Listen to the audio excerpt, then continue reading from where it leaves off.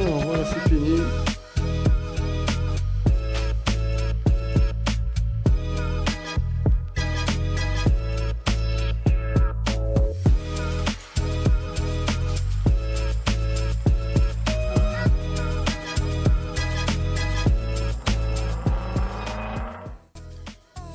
Alors voilà, donc le chantier donc, du four à pain a repris depuis quelques jours. Donc là, je vais faire maintenant une vidéo par semaine pour faire un point sur l'avancement.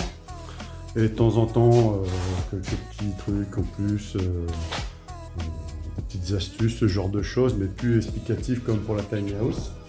Donc là, maintenant, il n'y aura plus qu'une seule vidéo par semaine puisque la tiny house est finie et que les prochaines ne commenceront pas avant encore quelques mois. Donc fin de semaine dernière, on avait fait les évacuations, couler la dalle là. Donc là maintenant, aujourd'hui, je m'occupe de... donc là déjà, j'ai déjà mis de l'électricité, hein, première chose, vu qu'on avait le jus. On l'avait passé aussi avant. Donc j'ai mis un petit disjoncteur provisoire avec une prise provisoire et un éclairage provisoire. Comme ça, on n'a rien dans les jambes, c'est plus pratique. Donc là, on va mettre... donc là, je vais m'attaquer à la mezzanine. Donc les bois que j'avais commencé à préparer justement fin de semaine dernière. Donc ils vont être sur ce madrier là et qui vont être comme ça. Et donc là, je vais déjà positionner les 4 ou 5 bois qui vont aller là, dont un qui passera devant la fenêtre et celui-ci en fait servira de bureau pour la mezzanine. Donc pour l'instant, bon, ça parle pas encore beaucoup, mais les choses sérieuses commencent. Donc là,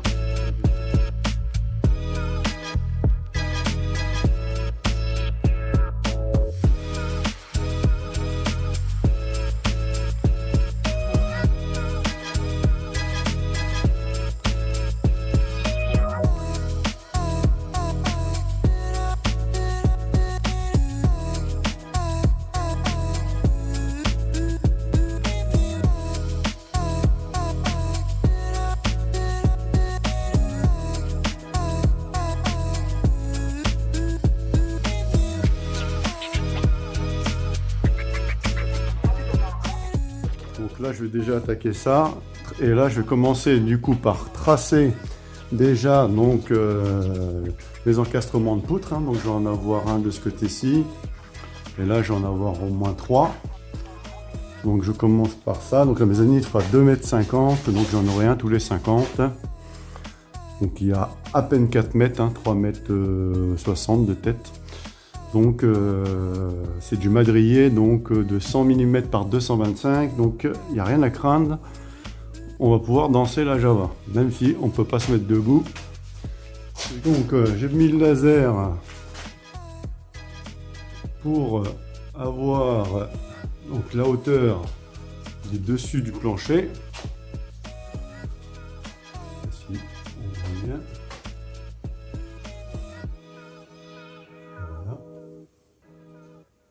Et donc j'ai tracé les pannes. Bon voilà, c'est dommage, j'étais obligé d'en mettre 2, hein, pas le choix. Une de l'autre côté de la fenêtre et 2 autres là, donc 5 en tout. Après j'en aurai une 6e qui reviendra entre les deux, mais sur un bois. Donc voilà, là je vais mettre je vais faire les 5 trous pour les 5 pannes.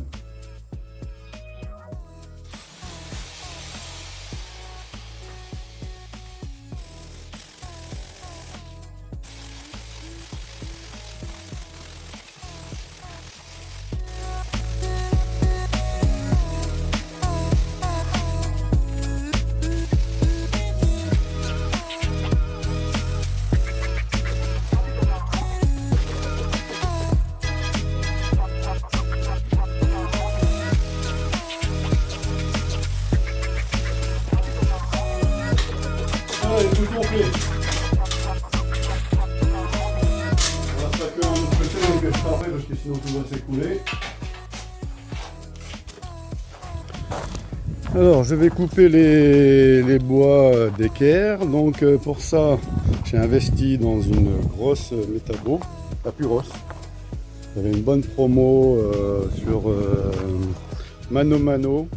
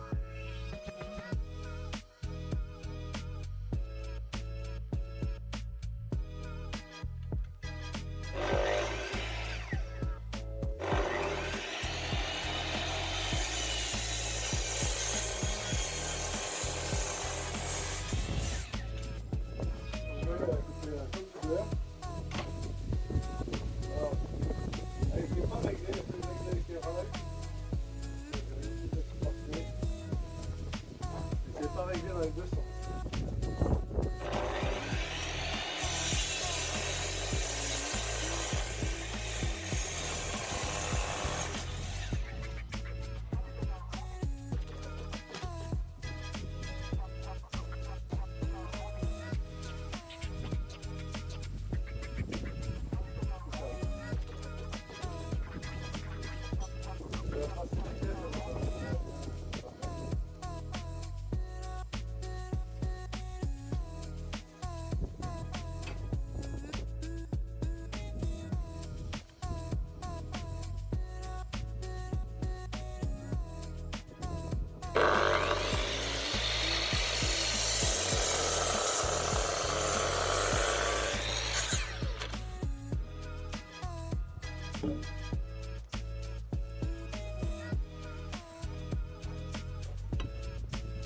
Voilà.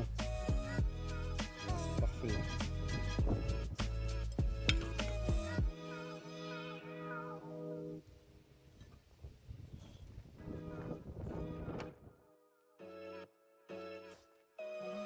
Alors hier j'avais fini la journée sur le scellement des 2 poutres qui vont servir à tout régler. Je n'avais pas décagé celle-ci, donc là c'est fait.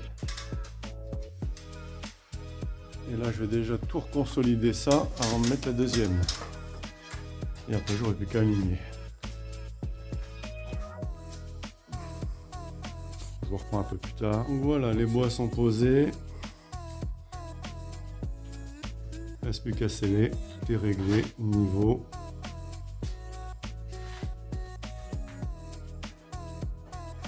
Il ne restera plus que celui entre les deux, mais là, il n'y a pas de scellement.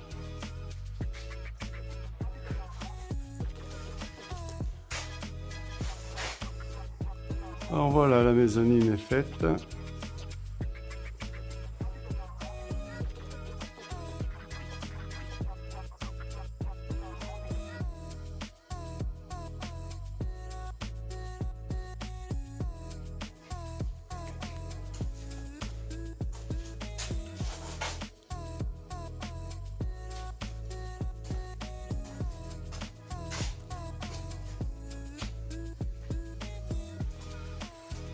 Avec le petit passage là.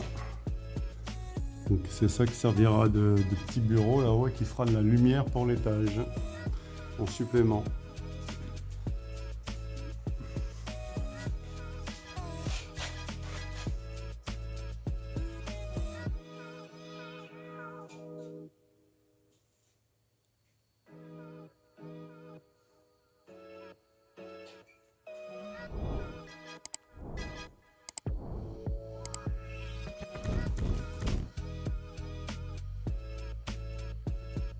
Voilà. Alors, ce matin, donc du coup, Mika va attaquer le terrassement derrière pour la fosse. Donc moi, comme j'avais posé les poutres hier, ce que je vais faire, c'est que je vais faire un plancher provisoire, puisque là, ce sera un plancher de déco, donc on va pas travailler dessus. Donc pour l'instant, je vais faire un plancher provisoire. Donc là, avec des planches de 30, on va mettre quelques planches juste pour pouvoir marcher dessus. On va couper ça avec Mika. Et là dehors, donc du coup Mika là, je pourrais le surveiller par la fenêtre. Il va faire le trou de la fosse. Donc on va tracer ça après. Donc là déjà on coupe les planches et après on trace tout.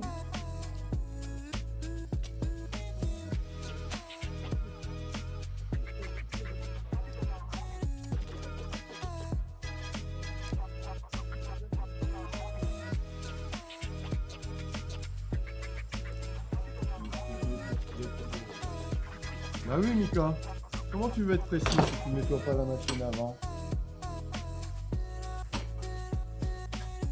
On va en sortir un peu, ça planche comme il veut. 300 mm, nickel. Nickel. Bon, on fera pas de diagonale en 300, mais déjà, c'est déjà pas mal de pouvoir couper les planches de 300. Hein. Toi, tu voulais que j'apporte avec toi? Non, je pensais qu'on allait prendre les deux. Ah bah, c'est pas ce qu'il veut, il a déjà plus mal au dos. Il y a 5 minutes, il a mal au dos, mais il m'a dit safe.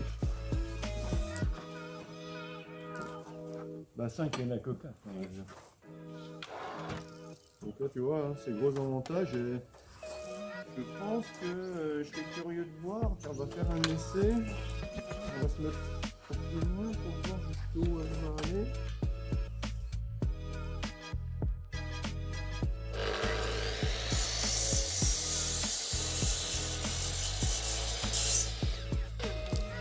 Donc là, on est à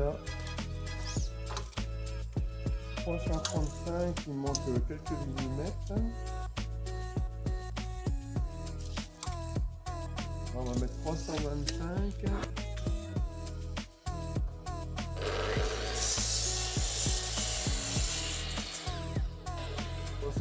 Ça passe pas. Oh, arrête!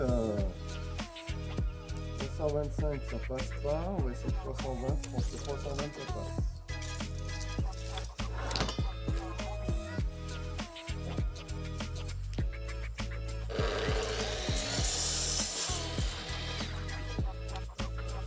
Donc on peut couper jusqu'à 320 mm. C'est beau quand même. Hein,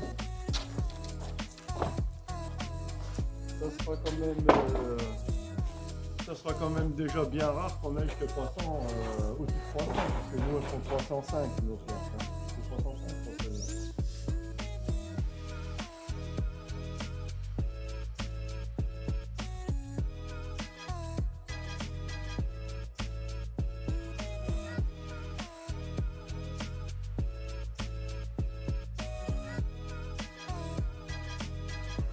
Ah par contre ça c'est pareil, j'avais pas vu qu'il y avait la vitrée comme ça, c'est bien tout ça. Ah bah si, monsieur, d'accord, ok. Ah ouais. Bien. Pas beau ça. Petite option qui est pas mal, parce que plateau comme ça, rouleau comme ça. Et là pour faire un réglage toujours pareil, tu vois, genre là on en avait que 4, mais si tu en as 10 à couper, tu règles une fois. C'est bien embuté. Bien, monsieur Métabo, bien.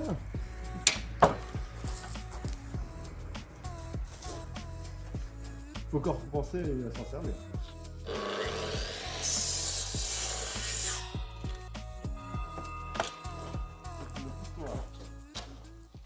Alors, donc on va mettre une fosse EcoFlow.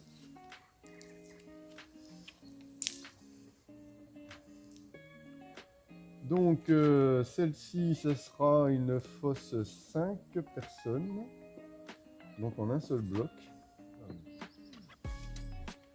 Voilà. 2,42 m. Voilà. Donc longueur 2,90 m, largeur 2,42 m, hauteur 2,44 m. Surface au sol 7 m². Diamètre de sortie 100 mm, ça tombe bien. Il faut être au moins à 3 mètres des habitations et des murs de fondation. Donc là,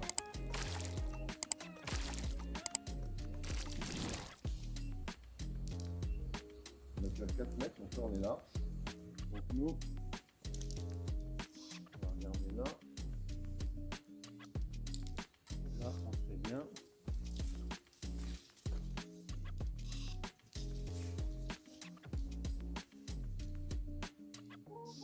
On va regarder, là, c'est pas mal.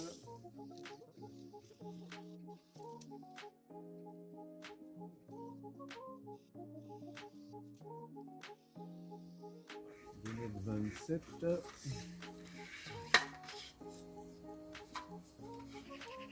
On a dit 2,60 m.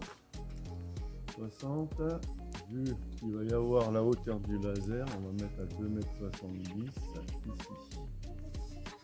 Donc profondeur, tout ça à creuser. Hein. Ah ouais. Bon déjà. Alors voilà, j'ai tout monté. Je vais assembler ça. Poser ça. Le temps que Mika, lui, s'attaque au terrassement.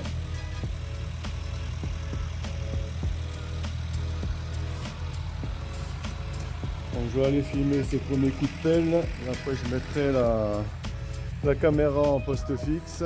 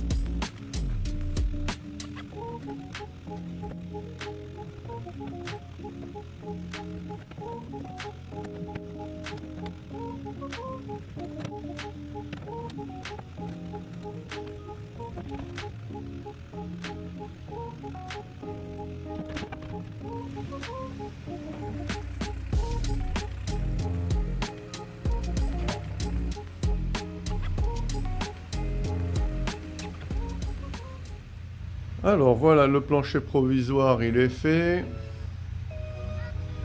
Donc je vais pouvoir travailler là-dessus. Donc moi je vais m'attaquer à l'isolation des rampants.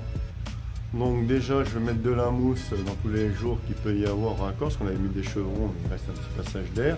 Sur les côtés on avait bien fait un raccord, une arasse béton complète. Donc du coup là on ne sera pas embêté, c'est parfaitement étanche. Et donc je vais déjà faire les 2 longueurs de mousse et après j'attaquerai le ferraillage.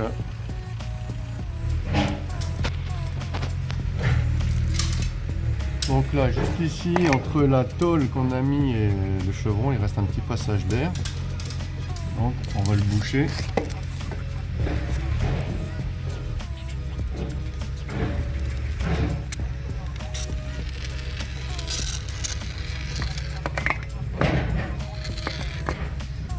Voilà, juste comme ça. Et j'en ai un tout petit ici, là, que je vais boucher aussi.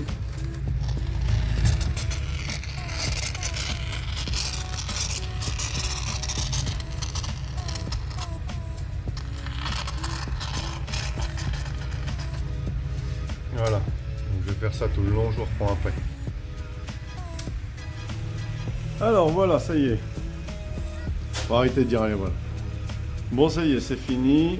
J'ai mis la mousse partout où il pouvait y avoir un petit passage d'air.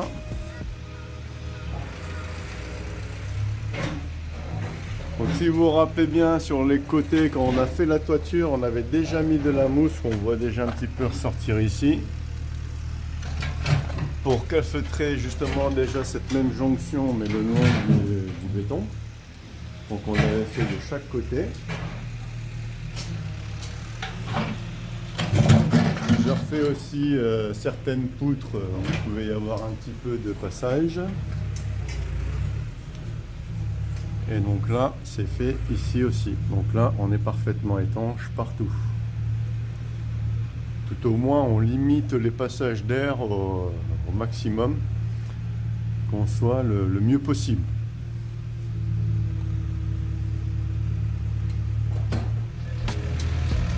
Bon, on va aller voir Mika, ça fait 2 heures qu'il creuse. Et là, j'aime pas le bruit.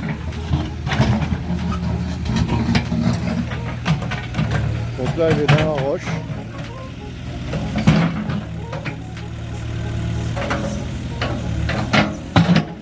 première couche est sortie.